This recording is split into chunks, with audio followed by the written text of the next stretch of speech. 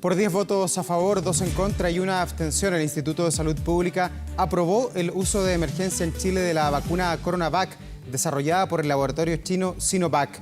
Las primeras dosis que llegarían a nuestro país a fines de mes serán aplicadas a personas entre los 18 y los 59 años. La próxima semana, además, el ISP va a evaluar la aplicación de otra vacuna, la elaborada por AstraZeneca en compañía de Oxford. Para conversar sobre estos temas, estamos ya en contacto con Claudia Saavedra, presidenta de la Sociedad de Microbiología de Chile y académica además de la Universidad Andrés Bello. ¿Cómo está, Claudia? Muy buenos días. Buenos días, muchas gracias. ¿Cómo reciben esta noticia, esta segunda vacuna? Hay mucha esperanza, mucho anhelo de lo que se puede hacer con esta vacuna china. ¿Cuál es su mirada?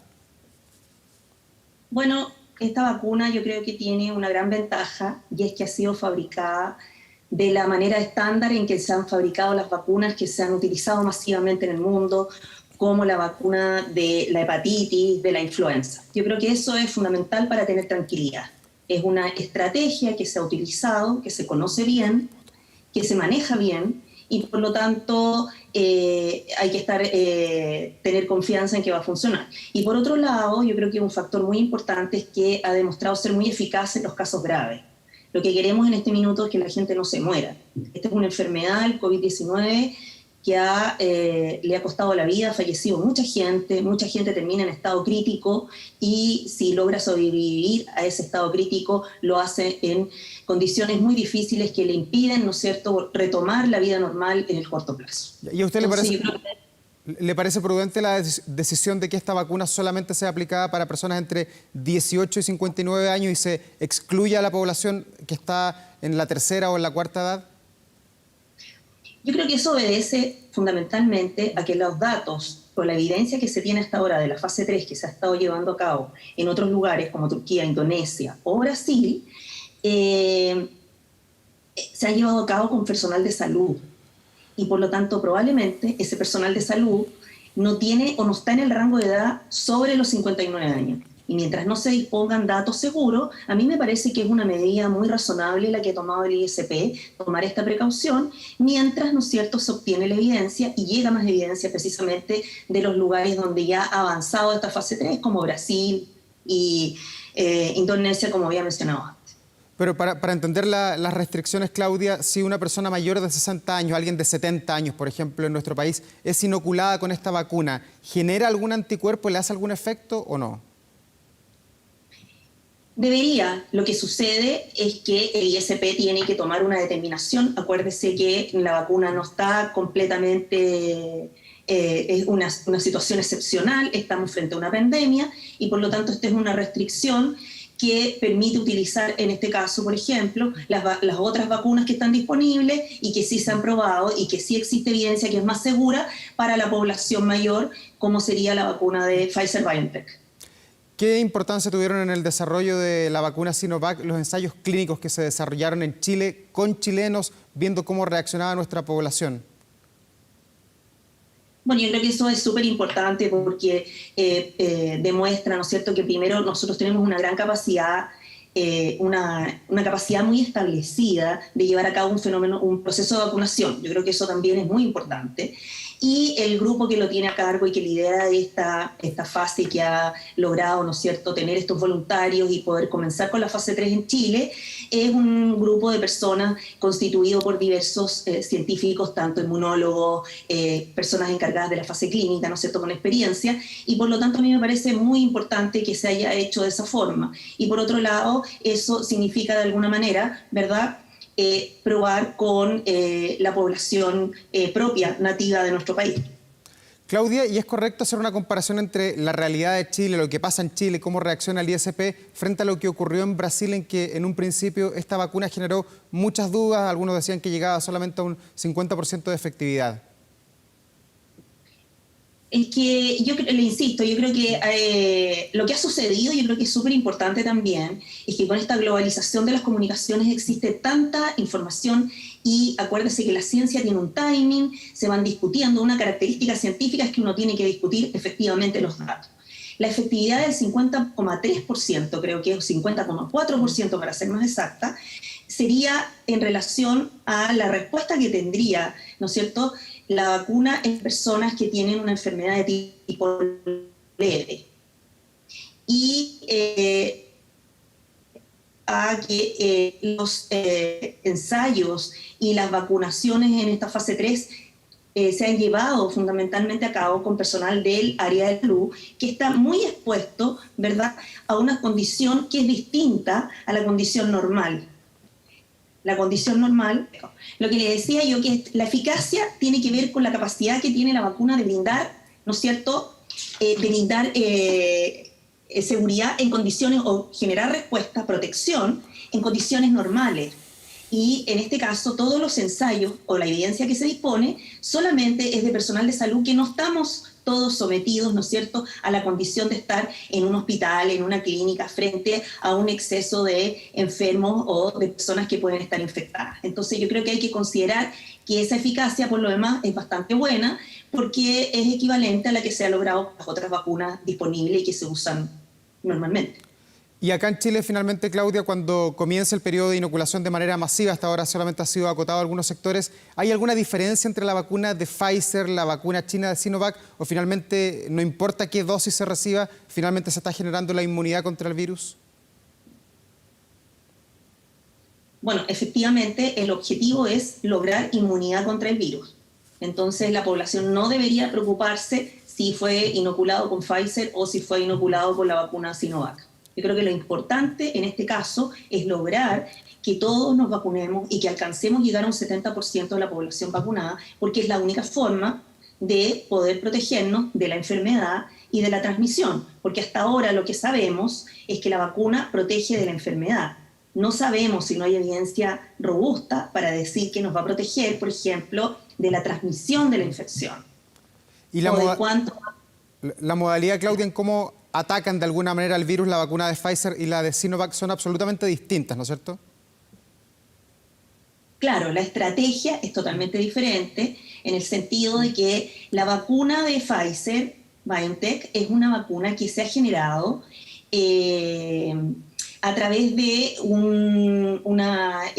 utilizando una molécula sintética de RNA, y este RNA va envuelto en una capa lipídica, y eso es lo que es inoculado, ¿no es cierto?, y cuando ingresa a la célula es capaz de, dentro de la célula, fabricar y exponer la proteína que viene, ¿no es cierto?, en esa información que entra ahí, que corresponde a la proteína Spike, que es finalmente la llave de ingreso a la célula. Por lo tanto, inmediatamente que se empieza a producir esta proteína, va a aparecer como un extraño que nuestro organismo y nuestro sistema inmune debería reconocer y por lo tanto fabricar un ejército defensivo contra esa molécula, ¿cierto? En el caso de la vacuna de Sinovac, la situación es distinta porque obedece al virus inactivo, es decir, nos están inoculando el virus que no puede generar la enfermedad, pero va completo, lleva todas sus características externas, ¿verdad? Y la proteína Spike, o la llave de ingreso a la célula, en este caso, está puesta o se expone en el virus mismo. ¿Se fija? Entonces la situación es, desde el punto de vista, la estrategia experimental es diferente. La de Sinovac es la estándar, la que se ha utilizado comúnmente, y la de Pfizer and BioNTech es una estrategia más molecular, distinta y novedosa porque no hay tantas vacunas de ese tipo, aunque hay que considerar que es una estrategia que se ha utilizado en animales ya previamente.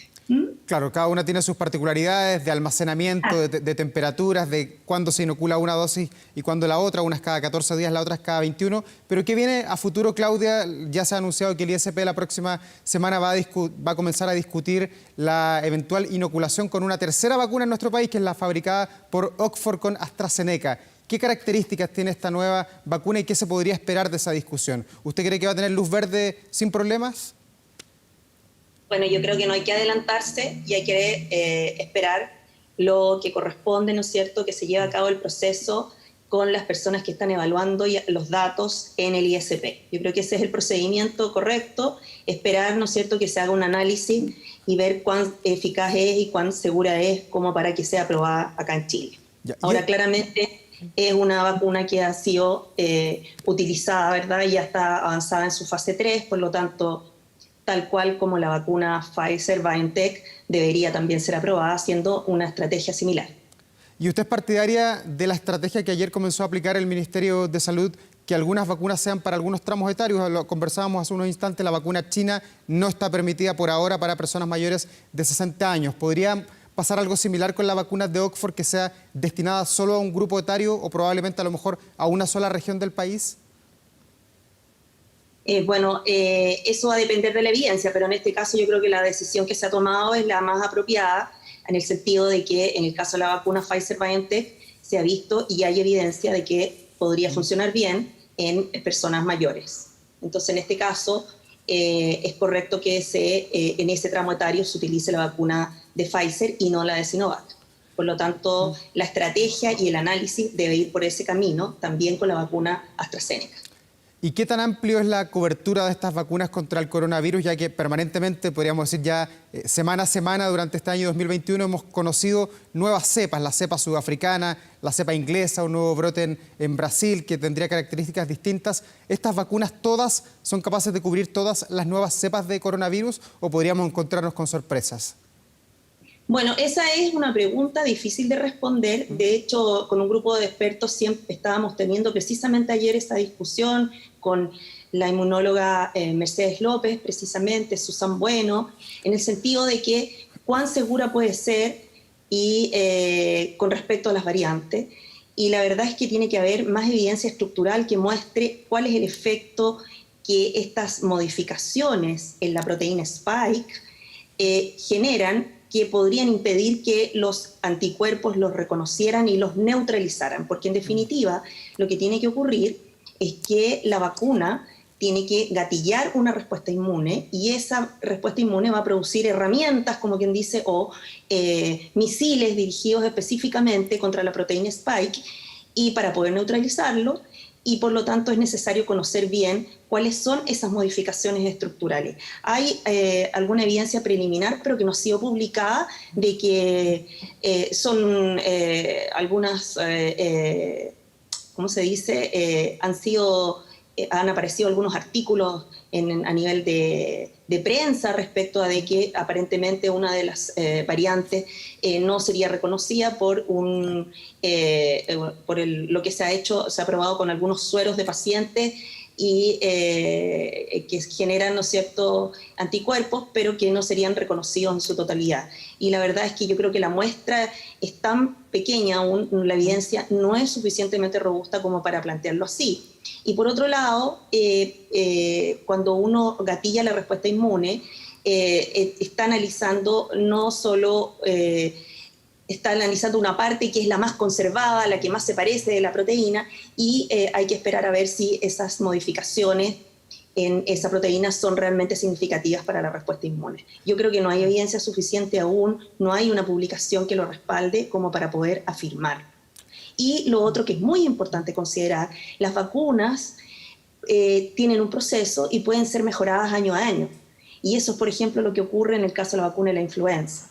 Entonces, yo no veo por qué no vamos a poder hacer exactamente lo mismo con esta. Y por otro lado, la plataforma en la que se han preparado las vacunas, como Pfizer, BioNTech o AstraZeneca, permiten una modificación rápida, un ajuste de la vacuna, ¿no es cierto? Lo que se genere como proteína Spike para poder exponer a aquel lugar más apropiado para que sea reconocido por el sistema inmune. Entonces, se puede ir mejorando año a las vacunas. Claudia, pero independiente de la vacuna con la que finalmente uno se inocule, uno va a poner el brazo finalmente y el servicio de salud verá cuál es la que le corresponde a cada persona, ¿esto va a haber que repetirlo todos los años de acuerdo a lo que usted dice en sus palabras o no? Probablemente. No hay tampoco, ese es un punto, también es una pregunta que está en veremos, porque como este es un proceso que requiere de evidencia, ¿cuánta inmunidad nos va a generar la vacuna? No lo sabemos. Por ejemplo, en el caso de la vacuna de la influenza, la inmunidad no es muy larga y nos tenemos que vacunar año a año. Claudia Saavedra, presidenta de la Sociedad de Microbiología de Chile, además académica de la Universidad Andrés Bello. Gracias por esta entrevista interrumpida, pero salió al fin, así que muchas gracias. Gracias, muy amable. Chao, buenos días.